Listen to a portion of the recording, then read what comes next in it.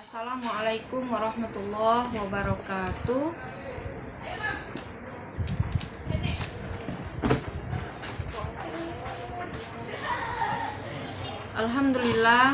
Alhamdulillah binikmatillah.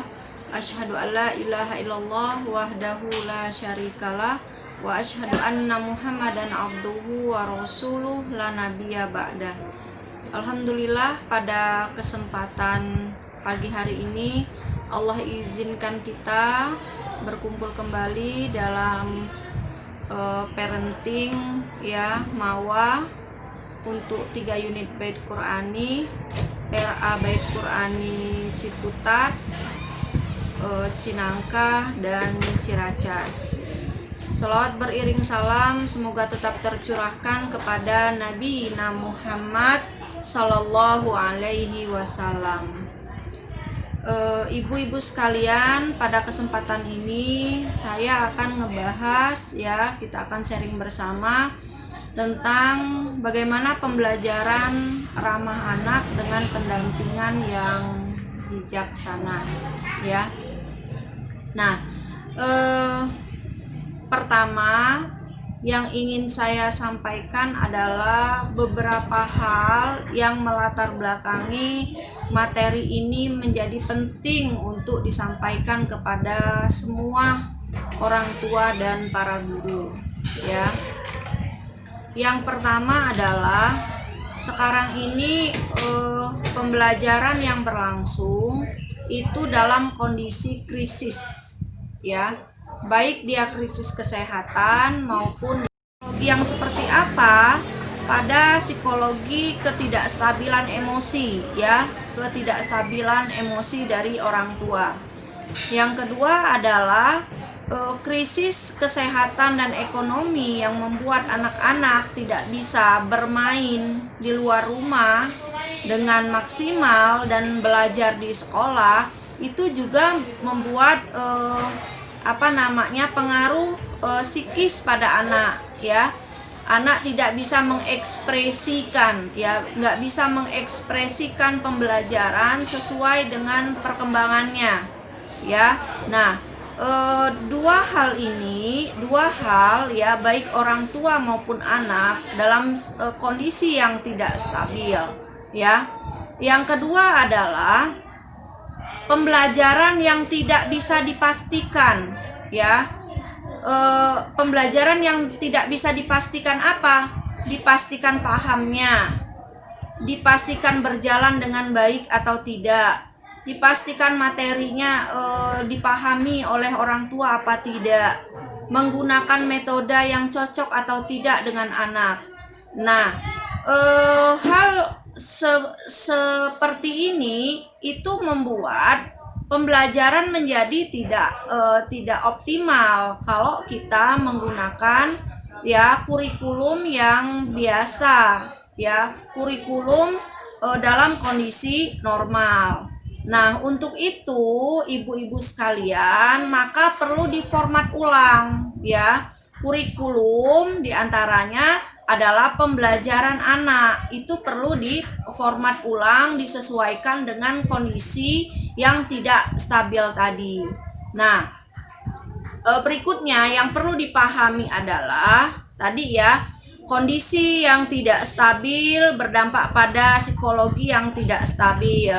Yang kedua adalah tadi ya, pembelajaran yang tidak bisa dipastikan banyak hal, materinya, metodenya, ketercapaiannya gitu ya.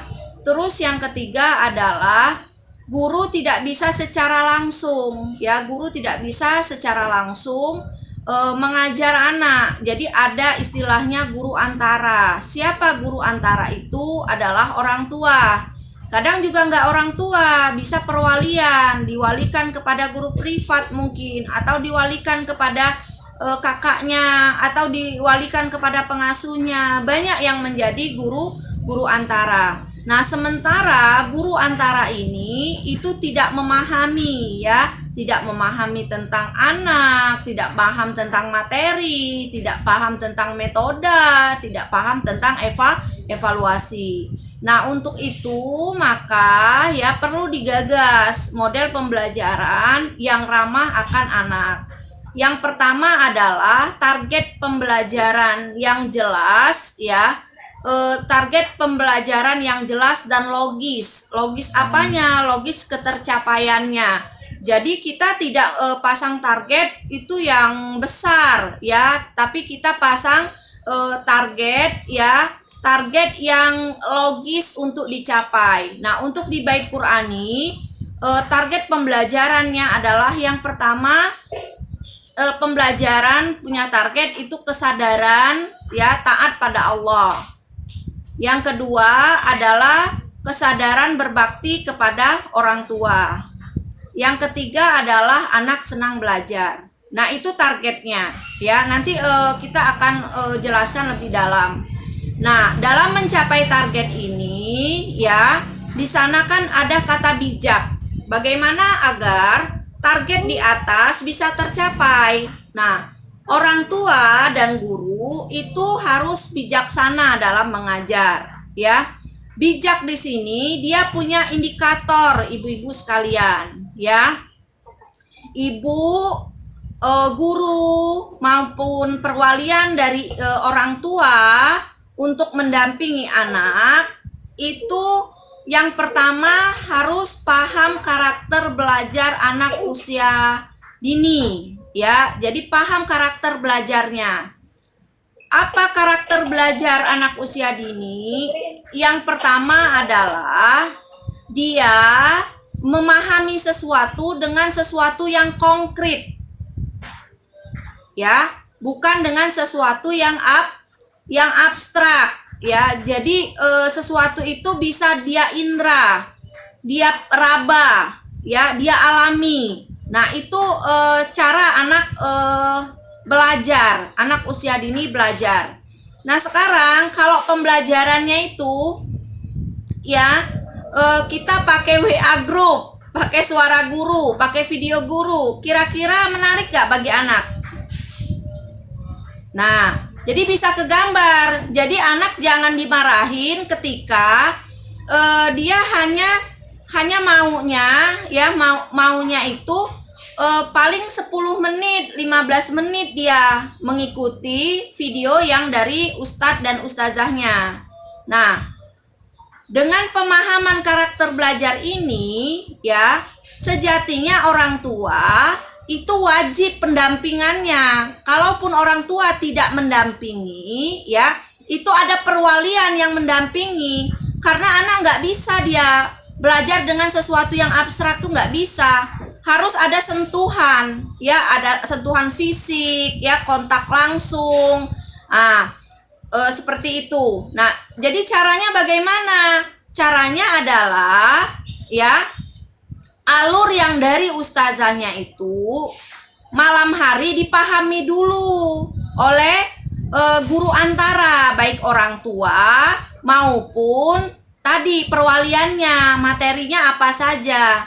Nah, kemudian nanti dikemas ya, dia kemudian disampaikan kepada anak ya, disampaikan kepada anak walaupun nanti videonya disetel ya. Nah, orang tua juga mengulang-ulang ya, mengulang-ulang. Jadi nggak bisa kalau anak itu ya hanya mengandalkan WA group, Zoom, video call.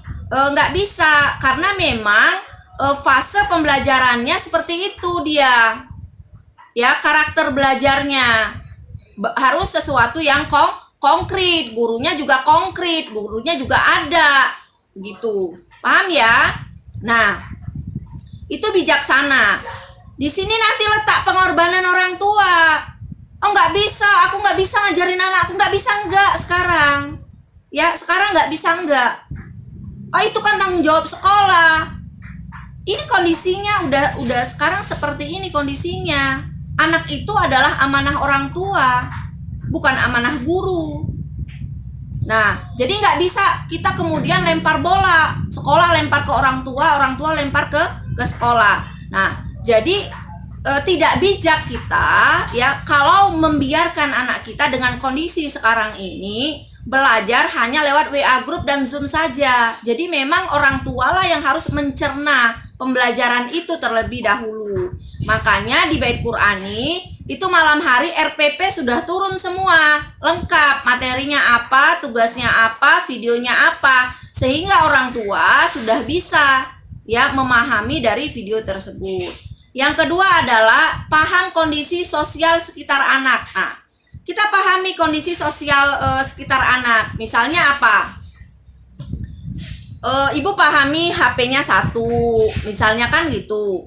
HP-nya satu, kuotanya terbatas, macam-macam. Nah, dari situ maka dicarikan solusinya, ya kan? Dicarikan solusinya. Misalnya kalau HP satu berarti kita ngambilnya nggak hanya kelas reguler saja, kita bisa ambil dikomunikasikan ke guru. Misalnya kita kelas reguler untuk anak kita nomor berapa. Nah, untuk anak kita yang kecil misalnya di Bait Qur'ani kami kelasnya non reguler, Bu.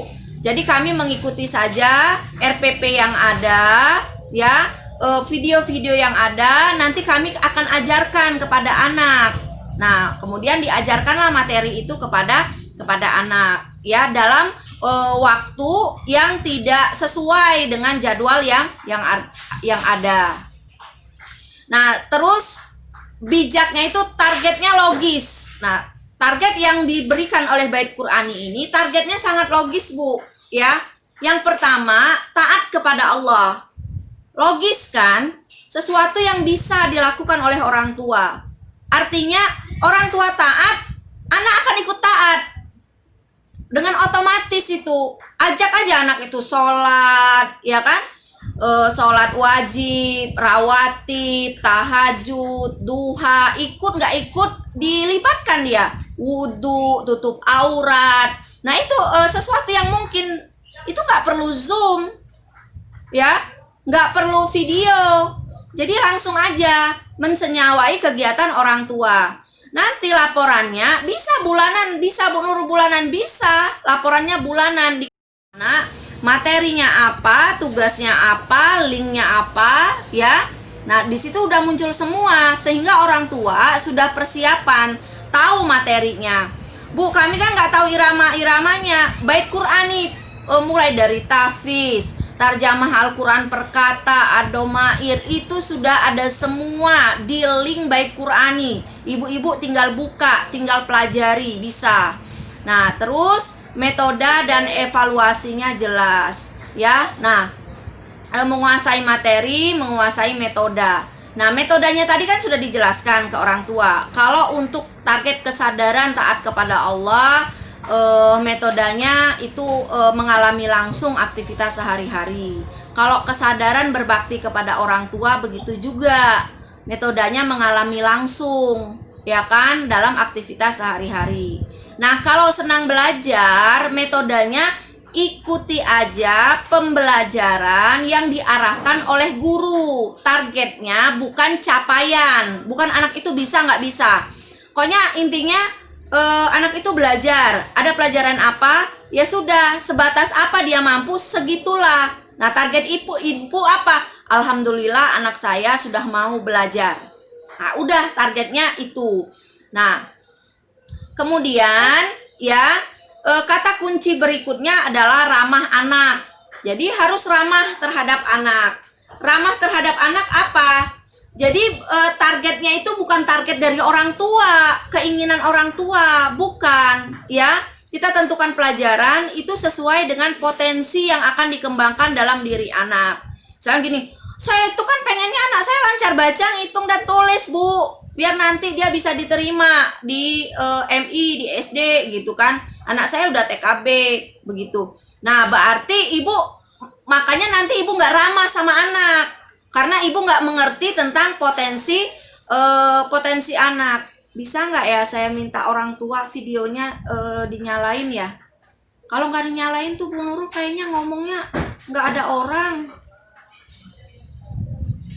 Tolong diaktifin ya videonya ya, semuanya ya. Kayaknya tuh ngomongnya tuh nggak ada manusia di depan gitu. Ya, jadi Bu Nurul suka bingung gitu kalau nggak ada orangnya.